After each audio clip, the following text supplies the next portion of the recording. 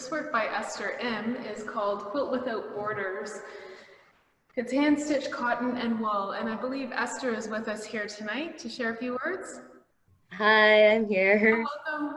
Hi, thank you. I'd like to say that was beautiful, Yasmin. Um, Thank you so so I much. guess I've been a hand quilter for maybe like 4 or 5 years. And when I originally started, I used more like traditional techniques. It required like a lot of like precision and calculating and pre-planning. I remember basically being hunched over with like graph paper and a ruler and calculator for most of my process. Um, and I'm not really like um, a super precise person, so it was like I wasn't enjoying it as much. So I decided to take more of like an improv approach and let like the colors and materials guide the process. So this is actually one of my first like improv pieces. I made it for an exhibit at the Gladstone Hotel last year called Entwined. And Entwined was about how like traditions and techniques from different cultures are like entwined in the cultural fabric of Canada. And I thought this was kind of a perfect um, fit for what this quilt represents to me.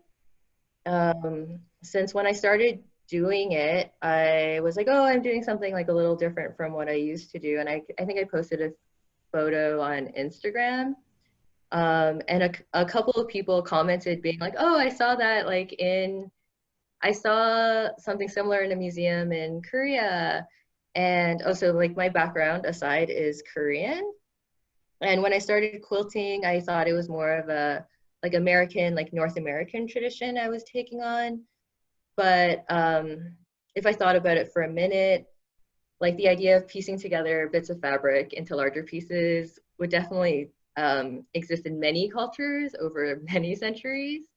And in Korea, quilting has been, um, the evidence of quilting has been in existence for 800 plus years. There's a traditional form called chogikpo, and chogikpo is um, like the definition for chogikpo is Korean textiles patchworked from scraps into colorful abstract design, which is pretty much exactly what I do. So I feel like this piece kind of explores how the traditions of one culture can actually bring us closer to the place that we're from. And so I like to call this like my unintentionally traditionally Korean quilt. Yeah, and I guess that's it. Thanks so much, and I'm excited to stop by the exhibit next week and check out everyone's work.